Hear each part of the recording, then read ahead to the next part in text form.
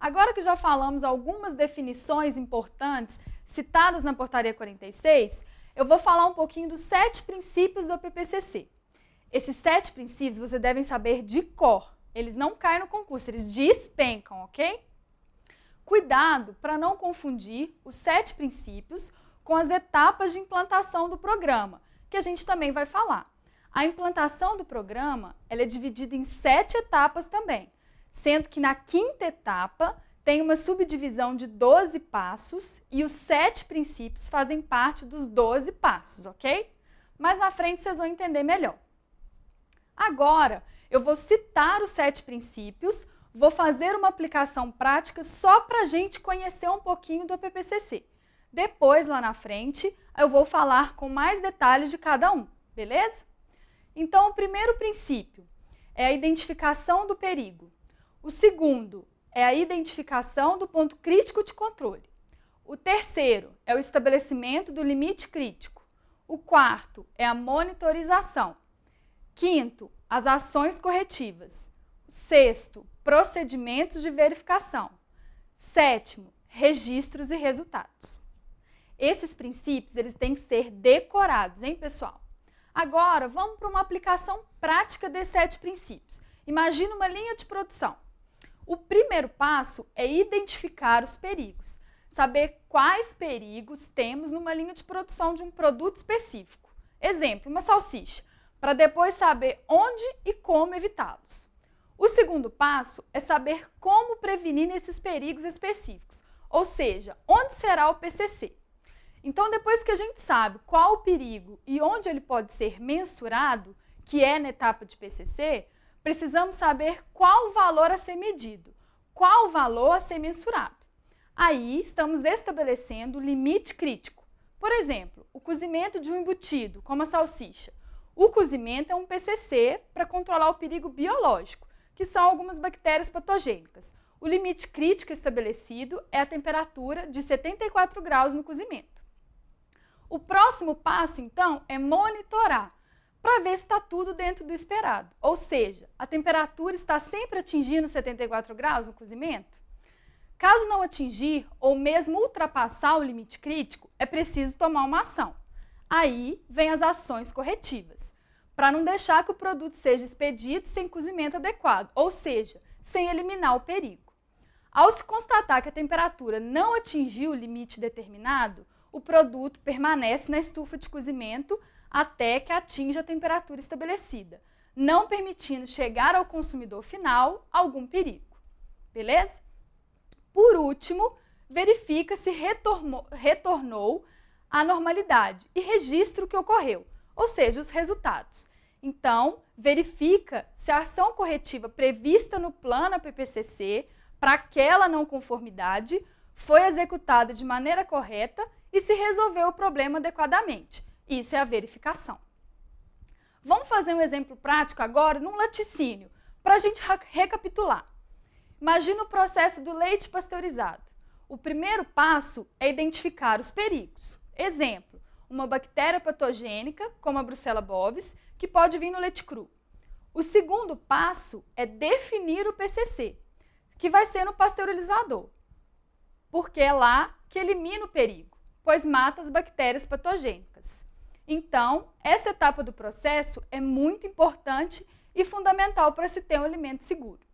O terceiro passo é estabelecer o limite crítico. Então, a pasteurização deve ser de 72 a 75 graus por 15 a 20 segundos.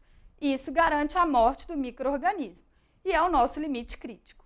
É importante lembrar, pessoal, que os dados do limite crítico devem ser de fontes confiáveis, como legislações, artigos oficiais, decretos, não é invenção da cabeça, ok? O quarto passo é o monitoramento, que pode ser através de equipamento automático ou mesmo manualmente, para acompanhamento dos valores, um termômetro, por exemplo. E o quinto passo é a ação corretiva. Caso não atinja a temperatura mínima de 72 graus, ou seja, se tiver um desvio, uma falha, tem que tomar uma ação corretiva. No exemplo do processo do leite pasteurizado, vai ser o desvio do leite para o tanque e passar novamente no pasteurizador, para atingir a temperatura correta. E o sexto passo vai ser verificar se a ação corretiva conseguiu retornar o processo à normalidade, ou seja, se vai ser preciso mesmo tomar alguma outra medida. No caso da falha na pasteurização do leite, deve-se verificar o funcionamento do equipamento pasteurizador ou verificar o registro automático da temperatura. Então, a verificação serve para saber se o plano APPCC descreve as ações corretivas adequadas, ou seja, que garante o retorno à normalidade do processo e que funcionam na prática. Ou seja, a verificação vai verificar a eficiência do APPCC implantado. E o sétimo passo é o registro de toda a situação. O monitoramento, o momento do desvio do limite crítico, o horário do retorno do leite ao pasteurizador, ou seja, a ação corretiva, a temperatura para garantir aquela pasteurização, maior ou igual a 72 graus, o tempo da pasteurização, 15 a 20 segundos, e manter tudo isso registrado, tanto a não conformidade quanto a ação corretiva. Beleza? Não deixe de decorar essa sequência dos 7 princípios, ok, pessoal? Já foi até questão de prova no mapa. Agora a gente vai definir cada uma das 7 etapas de implantação do APPCC. Elas são diferentes dos 7 princípios que acabamos de conhecer. Os 7 princípios, eles fazem parte da 5ª etapa de implantação. Não confundam, ok? Então, vamos citar 7 etapas de implantação e depois eu vou comentar sobre cada uma delas. Primeira etapa, formação da equipe. Segunda etapa, identificação da empresa. Terceira etapa, avaliação dos pré-requisitos. Quarta etapa, programa de capacitação técnica. Quinta etapa, sequência lógica de aplicação dos 7 princípios do APPCC. Aqui vai entrar os 7 princípios. Essa etapa é subdividida em 12 passos, sendo que do 6º passo ao 12º corresponde aos 7 princípios do APPCC que acabamos de conhecer. A 6ª etapa é o encaminhamento da documentação para avaliação pelo DIPOA. E, por último, a 7ª etapa, que é a aprovação, implantação e validação do plano APPCC. Também é muito importante saber de cor essas 7 etapas de implantação do APPCC, ok? Então, agora vamos falar um pouco sobre cada uma dessas etapas de implantação. A primeira etapa, que é a de formação da equipe, é preciso que a empresa monte uma equipe que vai desenvolver os trabalhos de implantação. Essa equipe precisa ser multidisciplinar. E o que significa isso? Precisa ter profissionais de áreas diferentes na equipe, especialistas de áreas distintas. Não pode ser um para fazer tudo. A equipe precisa conhecer os produtos e o processo de fabricação daquela empresa. Deve ter também poder de convencimento, de liderança e capacidade de multiplicar os conhecimentos sobre o APPCC dentro da empresa. Isso é que vai fazer com que a implantação tenha sucesso. As pessoas envolvidas precisam entender o que é e como funciona o APPCC para vestirem a camisa. A equipe também precisa conseguir sensibilizar o corpo funcional e operacional da empresa. Ou seja, quando a gente fala em sensibilizar o corpo funcional, significa que todos os funcionários devem saber a importância da segurança dos alimentos e também sobre contaminação cruzada, hábitos de higiene e outras coisas importantes para se produzir com qualidade. Se as pessoas não se sensibilizarem e não tiverem consciência no trabalho, elas não fazem direito. Aí o APPCC não funciona. É importante falar que a Portaria 46 cita que é responsabilidade da direção-geral da empresa fazer com que todo o corpo funcional tenha consciência da importância do APPCC, ou seja, que todos sejam sensibilizados com o programa. Então, é fundamental o envolvimento também da direção-geral nesse momento de implantar o APPCC. A equipe pode ser composta por gerentes, microbiologistas, compradores, técnicos especializados e até mesmo pelos operários. Todos eles vão ser coordenados por um responsável técnico do controle de qualidade, que tem que ser capacitado em APPCC.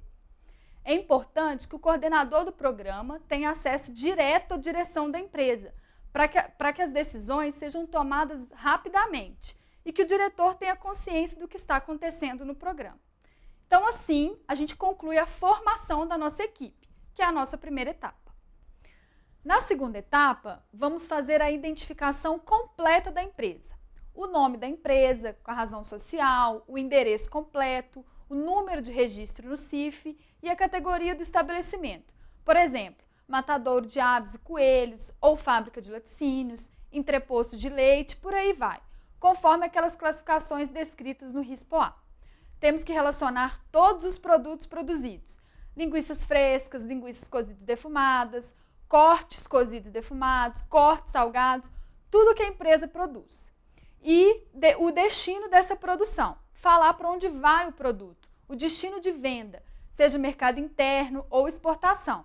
Então, eu vou falar se vai para supermercado, se vai para outra empresa, eu tenho que colocar o destino dessa produção. Ainda dentro dessa etapa, é feito o organograma da empresa, que é apresentado em forma de diagrama, como a figura aí do lado, mostrando os setores que participam do desenvolvimento, implantação e manutenção do plano APPCC. É importante lembrar que o setor da garantia da qualidade tem que estar diretamente ligado à direção-geral da empresa, o que ajuda na tomada de decisões. O setor da qualidade deve ter autonomia. Tem que ser um cargo com poderes acima dos demais, seja chefe de setor, chefe de compra, de manutenção, enfim. O responsável pelo APPCC tem que ter poder para decidir se um produto está apto para o consumo ou não, mesmo que algum gerente diga o contrário. É o setor da garantia da qualidade quem manda nas decisões do programa APPCC, ok? Nessa segunda etapa, também é definidas as funções de cada membro do programa e suas responsabilidades, para caracterizar o envolvimento de cada um na implantação do sistema APPCC. Um dos membros necessários na equipe do APPCC é um técnico, um responsável direto pela implantação do programa no estabelecimento. Para assumir esse cargo, é preciso estar motivado e comprometido com a implantação do programa, ter experiência e conhecimento em APPCC. É preciso ter perfil multiplicador, ou seja, saber passar conhecimento, ter poder de decisão, autonomia, ter contato direto com a direção e o CIF, para ter agilidade nas tomadas de decisões, ter formação universitária ou mesmo formação técnica compatível. Repare, pessoal, não é obrigatório nível superior, apenas a formação técnica basta. Ou seja, para ser o coordenador do APPCC, tem que ser uma pessoa muito competente mesmo, uma pessoa completa, com conhecimento específico e habilidades. A empresa também precisa se comprometer com a implantação do APPCC. É seu dever fornecer apoio para o desenvolvimento das atividades. Tem que promover eventos na empresa para informar e mobilizar os funcionários na implantação. Tem que capacitar o corpo técnico da equipe com atualizações e cursos e treinamentos em APPCC. A empresa não pode somente falar que tem o programa APPCC implantado e deixar para lá. Tem que acompanhar os resultados, dar apoio, financiar, discutir os problemas que estão acontecendo, treinar o técnico responsável e sempre estar sensibilizando a equipe, mostrando a importância do programa e como fazer para evitar os perigos e produzir um alimento com qualidade, o alimento seguro. Agora, eu vou falar da terceira etapa de implantação do APPCC. Nela, a gente faz a avaliação dos pré-requisitos, ou seja, é realizado um estudo para analisar a situação do estabelecimento. Além de avaliar os programas de pré-requisitos implantados, como as boas práticas, os autocontroles, como a gente já viu, também se observa o layout da empresa, desde a recepção, estocagem e preparação da matéria-prima, o armazenamento das embalagens, dos ingredientes e dos aditivos, o setor de produção, propriamente dito, o setor de embalagens, até a expedição. Ou seja, é feita uma análise de ponta a ponta do fluxo de produção, para avaliar as condições desse fluxo na empresa. Porque quanto mais precária é a situação, mais perigos vão ser identificados nas etapas de produção. e mais PCCs serão encontrados. Aí o programa perde o sentido. Com muitos PCCs, o controle não é eficiente. Fica tanta coisa que a empresa se perde. O ideal é ter os pré-requisitos bem estruturados, para que a implantação do PPCC tenha sucesso e cumpra seu objetivo, com a produção de alimento seguro. Então, vou comentar algumas situações avaliadas nessa etapa de análise de pré-requisitos. A primeira é o layout do estabelecimento, que é a planta baixa da empresa, mostrando onde fica cada setor, e vai avaliar o fluxo de produção. Por exemplo, se há algum risco de alguma contaminação cruzada em algum processo de fabricação. O objetivo desse estudo do layout é fazer um diagnóstico da estrutura física que já existe e a adequação aos processos dos produtos elaborados. Lembrando que a planta do estabelecimento já foi aprovada pelo DIPOA e, teoricamente, já está adequada. É preciso apenas manter conforme está aprovada. Então, o layout a gente inicia avaliando a recepção. A equipe do PPCC analisa as possíveis alterações das matérias-primas na recepção. Por exemplo, o tempo de espera para descarregar e a infraestrutura da área.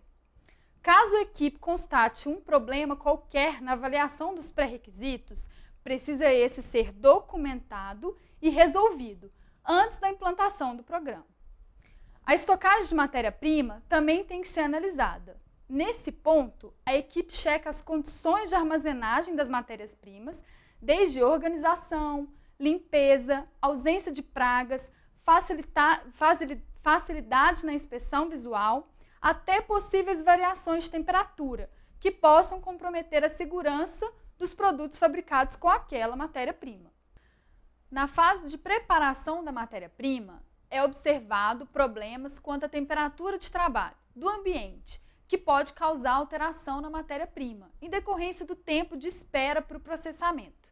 A limpeza e higiene dos equipamentos e instalações também devem ser avaliadas. E tudo que pode causar algum perigo para o alimento, para o produto final.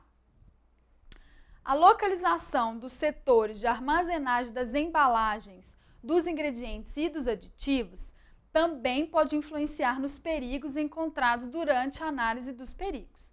Então, temos que observar as condições desse local de armazenagem, para evitar os perigos. Aquelas mesmas condições que já falamos: organização, limpeza, ausência de pragas, facilidade na inspeção visual. Já no setor de elaboração, fabricação de produtos, propriamente dito, é analisado os riscos de contaminações cruzadas das matérias-primas e dos ingredientes, principalmente os que têm microbiota diferente. Por isso, é um perigo em potencial.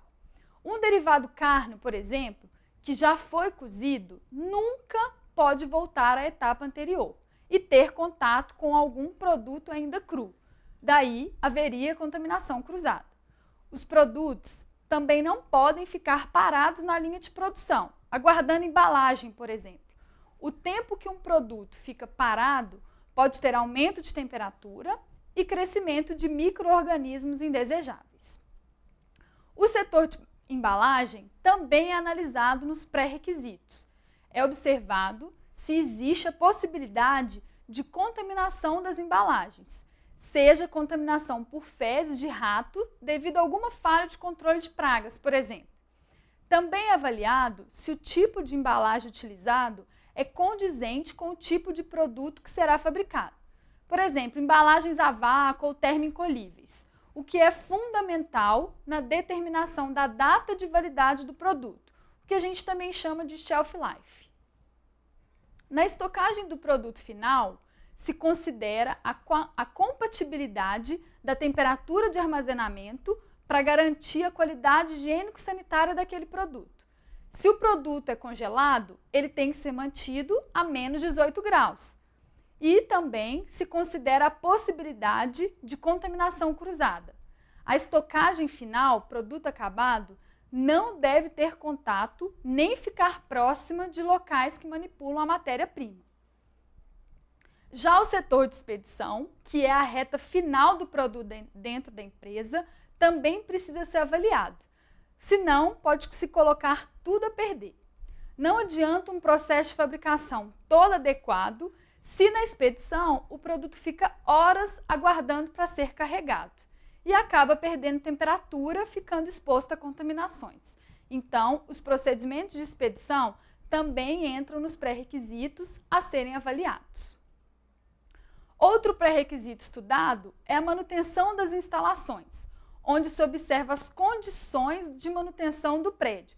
Parede, piso, teto, é avaliado se são de fácil limpeza, se o material utilizado na construção não é nenhuma fonte de contaminação. Por exemplo, o piso tem que ser de material resistente, sem porosidade, para não acumular resíduos e acabar gerando contaminações.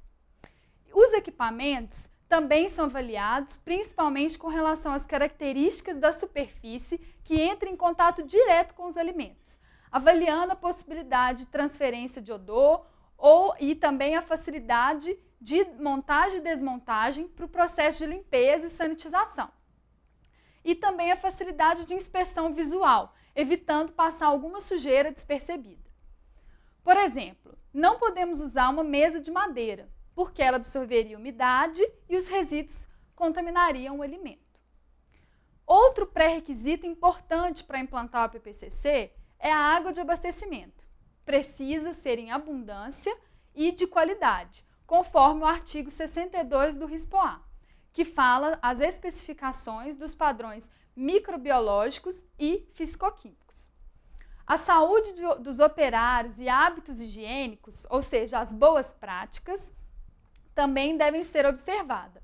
Deve observar as condições de saúde dos manipuladores e a higiene pessoal, como roupa, cabelo, unha, e também os hábitos higiênicos desses manipuladores, antes, durante, após o trabalho e após utilizar os sanitários. São coisas básicas, mas que na prática muitas vezes não acontecem.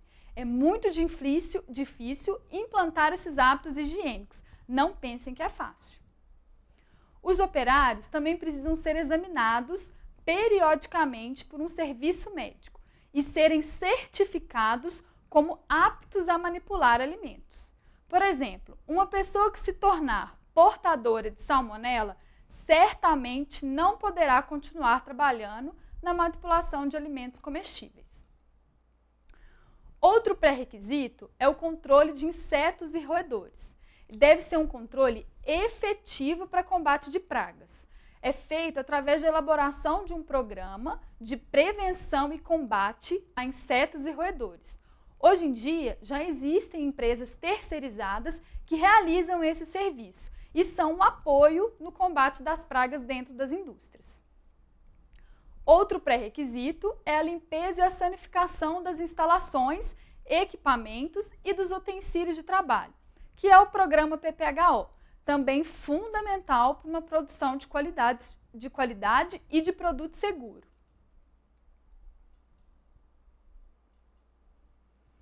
Outro pré-requisito é a aferição dos instrumentos. Ela vai trazer confiabilidade nas mensurações feitas, principalmente durante algum monitoramento de PCC. Outro pré-requisito é a qualidade da matéria-prima e dos ingredientes. É fundamental para a produção de um produto de qualidade. É impossível se ter um produto de qualidade se a matéria-prima e os ingredientes também não estão de acordo com essa qualidade. Os procedimentos de recolhimento do produto final, que é o famoso recall, é usado caso haja algum problema e o produto precisa ser recolhido. Por exemplo, é muito feito por indústrias de automóveis, através de anúncios de TV. Uma peça apresenta defeito e os carros produzidos num determinado período que tenham a peça são chamados para substituição dessa. Isso é o recall. Outro item a ser avaliado antes da implantação da PPCC são os procedimentos sobre as reclamações dos consumidores ou importadores. Analisar a frequência das reclamações, os motivos ou as recorrências de cada reclamação e as medidas tomadas diante de cada uma das reclamações. Isso forma um histórico e ajuda a definir os principais pontos fracos da empresa e é necessário serem avaliados antes da implantação do programa. Repare, pessoal, que os pré-requisitos fazem parte tanto das boas práticas de fabricação quanto dos programas de autocontrole. Dessa maneira, fica fácil relacionar e realizar as análises de não conformidades para correções antes da implantação do APPCC. Antes de passar para a quarta etapa, vamos recapitular o que vimos até agora. Então, a primeira etapa, formar uma boa equipe. Segunda etapa, fazer a identificação da empresa, o organograma com todos os dados completos. Terceira etapa, avaliar os pré-requisitos, se estão sendo atendidos. Beleza? Então, agora vamos para a quarta etapa de implantação do APPCC. É o programa de capacitação técnica. Já temos as pessoas da equipe escolhidas na primeira etapa. Agora, preciso capacitar essa equipe. Ela deve ser treinada de acordo com os conceitos e diretrizes do programa APPCC. O conteúdo deve ter uma sensibilização para a importância da qualidade. Não adianta ter pessoas envolvidas se não entendem o porquê é preciso ter qualidade. Deve também levar conhecimento sobre os perigos para a saúde pública, ou seja, sobre as DTAs, doenças transmitidas por alimentos. Assim, fica mais fácil uma conscientização de todo o corpo operacional da empresa. É preciso também mostrar como e por que acontece a deteriorização de alimentos perecíveis, quais os principais organismos envolvidos, como se dá a contaminação por esses micro-organismos envolvendo o pessoal operário da empresa. É importante também apresentar de maneira facilitada o layout operacional, ou seja, o fluxograma de produção. Isso facilita o entendimento de todos. É preciso também demonstrar os procedimentos dos programas de higiene, as boas práticas de fabricação, como higienização das mãos, utensílios de trabalho e, por fim, apresentar as etapas de elaboração e implantação do APPCC, que seria tanto uma parte teórica e exercícios práticos na própria indústria. Pessoal, observem que o mapa enfatiza bastante essa parte. Toda a equipe deve ser treinada em qualidade, higiene e nas etapas de elaboração dos produtos, inclusive com exercícios práticos e também parte teórica. Então, lembrar que não só o técnico deve ser treinado, mas toda a equipe deve receber esse tipo de treinamento. Bom, então agora chegamos na quinta etapa. Lembra que falei que na quinta etapa tem a subdivisão de 12 passos para implantar o APPCC? E que desses 12 passos, 7 são os próprios princípios do APPCC. Então, não confunda as 7 etapas com os 7 princípios, ok? Os princípios vão estar dentro da quinta etapa. Então, vamos lá. Quinta etapa é a sequência lógica de aplicação dos princípios do APPCC. Os passos de 6 a 12 vão falar os 7 princípios do plano. Então, vamos ao primeiro passo. É reunir a equipe do APPCC. Então, na primeira etapa, a gente já formou a equipe. Na quarta etapa, a gente já treinou e já capacitou essa equipe. Agora, a gente reúne, ok? O segundo passo da quinta etapa é descrever o produto. O produto deve ser descrito não só de acordo com a sua categoria, mas individual. Por exemplo, se um estabelecimento produz 3 tipos de linguiças frescas, cada uma deve ser descrita em separado. Uma é a linguiça de lombo, outra é a linguiça de frango, a outra é a linguiça de pernil suíno, ok? Terceiro passo, identificar o uso pretendido e o consumidor do produto. Quarto passo, construir o diagrama operacional. Quinto passo, verificar na prática a adequação do diagrama operacional. E agora repare que do 6º passo ao 12º são os 7 princípios do APPCC. 6º passo, listar e identificar os perigos, analisar os riscos e considerar as medidas preventivas de controle, princípio 1. 7º passo, identificar os pontos críticos de controle e aplicar a árvore decisória, princípio 2. 8º passo, estabelecer os limites críticos para cada ponto crítico de controle. Princípio 3. 9º passo, estabelecer o sistema de monitorização para cada PCC. Princípio 4. 10º passo, estabelecer as ações corretivas. Princípio 5. 11º passo, estabelecer os procedimentos de verificação. Princípio 6. E 12º passo, providenciar a documentação e registros. Princípio 7. Agora vamos ver cada um desses passos detalhadamente. Os 2º e 3º passos vão descrever o produto, vão identificar o uso pretendido e o provável consumidor do produto. Lembrem, descrever o produto é um tipo de descrição para cada produto que a empresa produz. Se são linguiças frescas, cada uma das linguiças devem ser descritas, ok? A equipe do PPCC vai traçar o perfil do produto e do consumidor. Por exemplo, se a equipe sabe que o produto será sem lactose, é necessário que essa informação seja bem visualizada para os consumidores, devido a algumas pessoas serem intolerantes a essa substância. Então, o alimento tem consumidor específico. A produção desse produto não poderá conter falhas, evitando acidentes e a possível presença de lactose. Isso, então, é contemplado nessa descrição do produto. Deve-se registrar o uso pretendido. Por exemplo, o produto não pode ser consumido cru. Esse tipo de produto, que são vendidos crus e o consumidor depois vai cozinhar, tem uma redução de alguns tipos de perigo. Por exemplo, algumas infecções alimentares causadas por bactérias. No processo de cozimento, as bactérias morrem e eliminam esse perigo. E isso tem que ser considerado. Também é preciso descrever quando os produtos estiverem alergênicos. O exemplo é o glúten. Hoje em dia, cada vez mais as pessoas estão descobrindo que têm alergia a alguns tipos de produto. Então, a legislação chama a nossa atenção para isso, no momento de implantação do APPCC. Agora observe esse quadro. É um exemplo de como se deve descrever e identificar o produto. Então veja só, qual é o produto? Frango resfriado.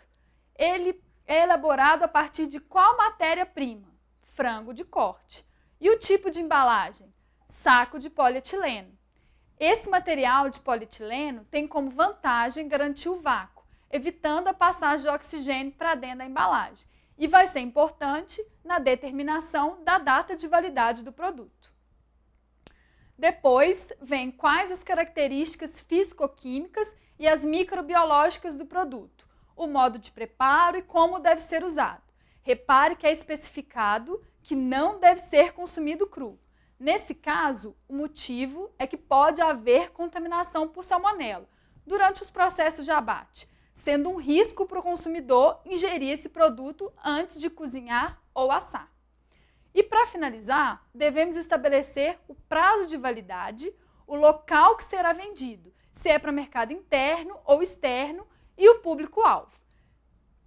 Nesta outra figura, tem as instruções que devem estar na embalagem, como a composição básica, os níveis de garantia por quilo do produto, as indicações de uso, cuidados, restrições e precauções com o produto, como conservar o produto e o conteúdo líquido.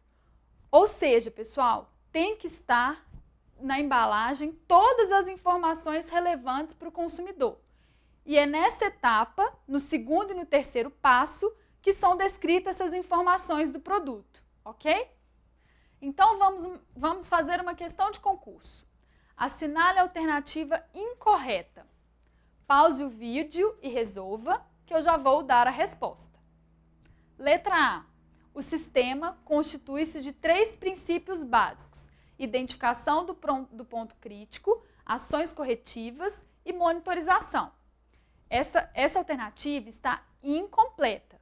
Os princípios citados não estão incorretos, estão apenas incompletos. Então, precisamos ler todas as outras alternativas e saber se tem alguma falsa ou se vamos marcar essa como resposta, beleza? Letra B. Não conformidade com o padrão de identidade e qualidade ou regulamento técnico estabelecido para cada produto pode ser considerado um perigo. Certo, certíssima. Lembra do conceito? Perigo é qualquer situação que possa tornar um alimento impróprio ao consumo e afetar a saúde do consumidor ou ocasionar perda da qualidade e da integridade econômica dos produtos. Então, essa está certa. Letra C. Ponto crítico de controle é qualquer ponto, operação, procedimento ou etapa do processo de fabricação ou preparação do produto, onde se aplicam medidas preventivas de controle sobre um ou mais fatores, com o objetivo de prevenir, reduzir a limites aceitáveis ou eliminar os perigos para a saúde, a perda da qualidade e a fraude econômica. Certíssima também. A palavra-chave aí é prevenção e está descrito. O objetivo é prevenir, reduzir ou eliminar os perigos, ok? Letra D. O técnico responsável pela implantação do plano deve possuir experiência comprovada no setor industrial, ter perfil multiplicador e ter poder de decisão diante de todos os aspectos técnicos. Correto, vimos isso há pouco. Inclusive que o responsável técnico deve ter poder de decisão com interação direta à alta direção da empresa. Letra E. O técnico responsável pela implantação do plano deve estar motivado para sua importância e totalmente comprometido com seus resultados. Correta também. O técnico e toda a equipe precisam estar motivados e comprometidos. Então, pessoal, como as alternativas B, C, D e E estão completas e corretas, nós vamos marcar a letra A, que apesar de correta, como nós comentamos, ela está incompleta. Por isso, ela passa a ser a alternativa incorreta, ok? Bom, então agora vamos dar continuidade aos 12 passos para a implantação do APPCC, que estão dentro da 5ª etapa de implantação, ok? O 4º e o 5º passo é a construção e a verificação prática do diagrama operacional. Então, a equipe do APPCC deve construir um fluxograma com todas as etapas de elaboração de um produto, de forma sequencial, clara e simples. Nesse fluxograma, deve incluir as saídas, por exemplo, retirada do creme, e as entradas, exemplo, adição de açúcar ou de ingredientes. O fluxograma deve ser conferido na prática, ou seja, in loco, dentro da própria indústria, para não deixar passar nenhum erro ou faltar alguma etapa. Ele pode ser elaborado um documento com foto ou somente com a assinatura do gerente. Então, vamos ver um exemplo de um fluxograma. Observem que todas as etapas devem estar incluídas no fluxograma. É nele que a equipe vai listar os perigos de cada etapa, ou seja, aquelas situações que podem ocorrer um perigo, seja físico, químico ou biológico, ao longo do fluxograma. Então, o fluxograma é o primeiro passo para realizar a análise de perigos de um processo de produção. Depois de identificados os perigos, é preciso que eles sejam justificados, o porquê foram considerados o perigo, e avaliar a possibilidade de contaminação em níveis inaceitáveis, ou seja, o risco. Depois, se determina qual medida de controle e como controlar aquele perigo. Repare que isso é o primeiro princípio do APPCC. Lembra? Do 6º ao 12º passo serão exatamente a aplicação dos 7 princípios do APPCC. Então, o primeiro princípio é listar e identificar os perigos, analisar os riscos e considerar as medidas preventivas de controle. Lembrem que todas as etapas de produção devem ser consideradas e todos os perigos possíveis de cada etapa. sejam eles físicos, químicos e biológicos, ou situações de perda de qualidade, fraudes e desvio das características legais que estão no RTIQ, o Regulamento Técnico de Identidade e Qualidade dos Produtos. Esse regulamento, ele determina padrões de acordo com o produto. Por exemplo, a umidade da linguiça fresca é de no máximo 70%. Ok? Então, nessa figura, há um exemplo de análise de uma determinada etapa. No caso, é a etapa de espera da área de abate de aves. Então, os perigos são elucidados como físico, químico e biológico e são justificados, ou seja, por que foram considerados perigo. É então avaliado se o perigo pode atingir níveis inaceitáveis e qual ou quais medidas de controle são tomadas para evitar esse perigo. E ainda demonstra o relatório de monitoramento dessa medida preventiva. Então, esse é um exemplo da identificação dos perigos. Agora, vemos um exemplo de como é feita a análise de riscos, lembrando que os riscos devem ser analisados em relação à sua importância para a saúde pública, considerando epidemiologia e enfermidades transmitidas por alimentos, e em relação à perda da qualidade e sua integridade econômica. Então, veja só, no fluxograma temos a etapa de recepção das aves, o item 1. Um dos perigos são as bactérias que podem estar presentes no frango resfriado. Então, para fazer a análise de risco, perguntamos: se este perigo ocorrer, qual a gravidade? Qual a probabilidade de ocorrer? Qual o impacto ou significância do perigo à sociedade ou consumidor? Assim, faremos a análise de risco, ok? Nesta outra figura, tem um exemplo de quais podem ser as medidas de controle. Lembrando que estas são as medidas, não são medidas corretivas, são medidas preventivas, medidas de controle, ok? Elas previnem o perigo de ocorrer. As medidas corretivas são aquelas tomadas quando acontece um desvio do limite crítico. São diferentes, beleza? Então, vamos ver uma medida de controle. Na etapa de embalagem secundária, por exemplo, um perigo seria plásticos e metais no produto. Se há a possibilidade de atingir níveis inaceitáveis, precisa de uma medida de controle, que seria, por exemplo, controlar a estocagem das embalagens e adquirir embalagem de fornecedores confiáveis, ter registro específico para ele, como demonstra o exemplo, o relatório PAC 11, ok? Então, esse é um exemplo de como descrever as medidas preventivas dos perigos.